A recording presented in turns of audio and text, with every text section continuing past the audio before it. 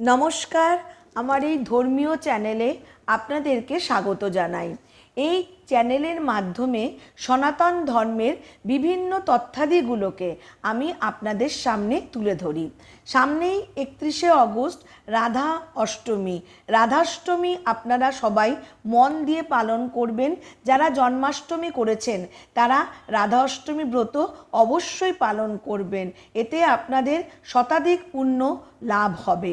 রাধা নাম বললে কি পুণ্য লাভ হয় তাহারই মাহাত্ম্য কথা আমি আজকে আপনাদের সামনে বর্ণনা করতে চলেছি। আজ রাধারামের মহিমা নিয়ে আমি আলোচনা করব। এক ব্যক্তি বৃন্দাবনে একবার এক মহান সাধুর কাছে গেলেন। তিনি সাধুর কাছে গিয়ে বললেন যে আমার একটি ছেলে আছে, কিন্তু সে ভগবান মানে না, সে পূজা করে না। যখন তাকে বলি সাধুসঙ্গ করো, তখন সে বলে কোনো সাধু সন্তকে আমি মানি না। এই বলে সে কোনো পূজা পাঠ করে না বলে তিনি সাধুকে এই কথাটি বলেন। তখন সাধুকে তিনি অনুরোধ করেন যে আপনি একবার আমার ছেলের কাছে চলুন, যাতে সে পূজা পাঠে মন দেয়, পূজা পাঠ করে। সাধুজি বললেন যে ঠিক আছে, আমি একদিন তোমার বাড়ি যাব। তারপর সাধুজি ওই ব্যক্তির বাড়ি গেলেন। তার ছেলেকে বললেন যে বেটা, তুমি একবার রাধা নাম বলো। ছেলেটি তখন বলল যে আমি কেন বলবো। সাধুজি বললেন যে একবার রাধা নাম তুমি বলো।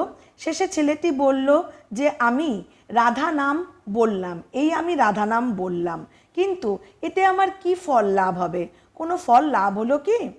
তখন সাধুজি বললেন যে তুমি যবে মারা যাবে তখন তুমি যমরাজকে গিয়ে জিজ্ঞাসা করবে এর মাহাত্ম্য কথা।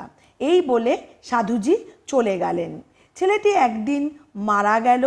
সে তখন যমলোকে গিয়ে যমরাজকে জিজ্ঞাসা করলো যে আপনি আমাকে স্বর্গে বা নরকে পাঠানোর আগে আমাকে বলুন যে রাধা নামের মহিমা কী।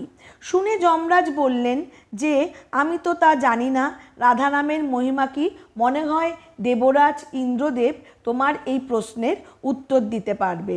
তাহলে চলো যাই আমি ওনার কাছে। তখন ছেলেটি বলল যে আমাকে দেবরাজ ইন্দ্রের কাছে নিয়ে যেতে হলে পালকিতে করে নিয়ে যেতে হবে, আমি পালকিতে করেই দেবরাজ ইন্দ্রের কাছে যাব। যমরাজ রাজি হলেন। তখন ছেলেটি বলল যে পালকি কিন্তু আপনাকেই বহন করতে হবে, অর্থাৎ আপনি পালকি বহন করে নিয়ে যাবেন। তখন যমরাজ ছেলেটিকে নিয়ে পালকিতে করে দেবরাজ ইন্দ্রর কাছে নিয়ে গেল। তখন দেবরাজ ইন্দ্র জিজ্ঞাসা করলো এই ছেলেটি কে, যে তাকে পালকিতে করে আপনি এখানে নিয়ে এসছেন? তখন যমরাজ দেবরাজ ইন্দ্রর কাছে জিজ্ঞাসা করলো যে আচ্ছা, এই ছেলেটি জানতে চায় যে রাধা রামের মাহাত্ম্য কী, একবার রাধার নাম করলে জীবনে কি পাওয়া যায়, রাধা নামের মাহাত্ম্য কী। তখন দেবরাজ ইন্দ্র বললেন যে আমি তো এই রাধা নামের মাহাত্ম্য জানি না, এর ব্যাখ্যা তো আমি দিতে পারবো না। চলুন তাহলে ব্রহ্মাদেবের কাছে যাই, ব্রহ্মাদেবকে গিয়ে জিজ্ঞাসা করি। তখন ছেলেটি বলল যে তাহলে আপনাকেও আমার পালকির বাহক হতে হবে, আপনি তাহলে আমার পালকি বহন করে নিয়ে যাবেন। তখন যমরাজ এবং ইন্দ্রদেব মানে দেবরাজ দুজনে মিলে ব্রহ্মলোকে পৌঁছালেন। ব্রহ্মাজি বললেন যে এই ছেলেটি কে, যে এর কি মহিমা যে তোমরা দুজন পালকিতে করে একে নিয়ে এসেছো ব্রহ্মলোকে। তখন যমরাজ এবং ইন্দ্রদেব দেবরাজ বললেন যে এই ছেলেটি জানতে চায় একবার রাধা নাম উচ্চারণ করলে রাধা নামের মাহাত্ম্য কী। তখন ব্রহ্মাদেব বললেন যে এই নামের মাহাত্ম্য তো আমি বলতে পারবো না, তাহলে আপনাকে দেবাদিদেব মহাদেবের কাছে অবশ্যই যেতে হবে এবং সেখানে গিয়েই আপনাকে জানতে হবে যে রাধা নামের মাহাত্ম্য কী। তখন ছেলেটি বলল তাহলে আপনাকেও আমার পালকির বাহক হতে হবে, আপনিও আমার পালকি বহন করে নিয়ে যাবেন। তখন তিনজনে অর্থাৎ যমরাজ, ইন্দ্রদেব এবং ব্রহ্মাদেব এই তিনজন মিলে কৈলাসের দিকে যাত্রা শুরু করলেন। শিবলোকে আসার পরে, কৈলাস পর্বতে আসার পরে ধ্যানমগ্ন মহাদিদেব যখন ধ্যান ভগ্ন হলো, তখন তিনি জিজ্ঞাসা করলেন, এই ছেলেটিকে, একে কেন আপনারা এরমভাবে বহন করে নিয়ে এসেছেন? এর কি মাহাত্ম্য আছে যে তিনজনে মিলে আপনারা একে বহন করে নিয়ে এসেছেন? তখন দেবাদিদেব মহাদেবের কাছে ব্রহ্মদেব জানালেন যে এই ছেলেটি জানতে চায় যে রাধা নামের মাহাত্ম্য কী, রাধা নাম করলে কি হয়। তখন দেবাদিদেব মহাদেব বললেন, এটা তো আমারও জানা নেই, একমাত্র বিষ্ণুলোকে গেলেই এই প্রশ্নের উত্তর আমি জানতে পারবো।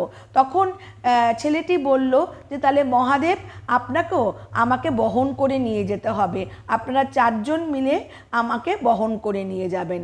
তখন ছেলেটিকে দেবাদিদেব মহাদেব, দেবরাজ ইন্দ্র, যমরাজ এবং ব্রহ্মাদেব চারজন বাহক মিলে পালকিতে করে একেবারে বিষ্ণুলোকে নিয়ে গেল। বিষ্ণুলোকে গিয়েও এই প্রশ্নটি সবাই মিলে করলেন।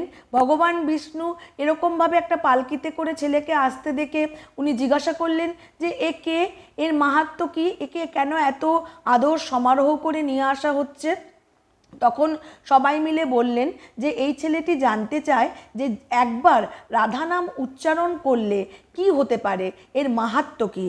তখন ভগবান বিষ্ণু বললেন, ও আমি বুঝতে পেরেছি কেন আপনারা চারজন একে বহন করে নিয়ে এসেছেন। একবার যে ব্যক্তি একবার এই রাধার নাম উচ্চারণ করবে, সেই নামের গুণেই সে এখানে অর্থাৎ বিষ্ণুলোকে আমার পাশে থাকবে। আর তাই সকলে শুদ্ধ মনে মন খুলে রাধা নাম উচ্চারণ করুন। সবাই বলুন রাধে রাধে। এই রাধে রাধে বলার মধ্যে জীবনের যে সকল পাপ, সমস্ত পাপ ধুয়ে যাবে। রাধা অষ্টমীর ব্রত শুদ্ধাচারে পালন করুন। স্বয়ং ভগবান বিষ্ণু এতে অত্যন্ত প্রসন্ন হন। ভগবান বিষ্ণু সুখ সমৃদ্ধিতে ভরিয়ে তোলেন। ভগবান বিষ্ণুর আশীর্বাদ লাভ হয়। আজকের আমার এই চ্যানেলের এই ধর্মীয় আলোচনাটি আপনাদের কেমন লাগলো? ভালো লাগলে লাইক করবার, কমেন্ট করবার আর সাবস্ক্রাইব করবার অনুরোধ রইল। কমেন্ট সেকশনে অবশ্যই রাধে রাধে এই নামটি লিখতে ভুলবেন না। নমস্কার।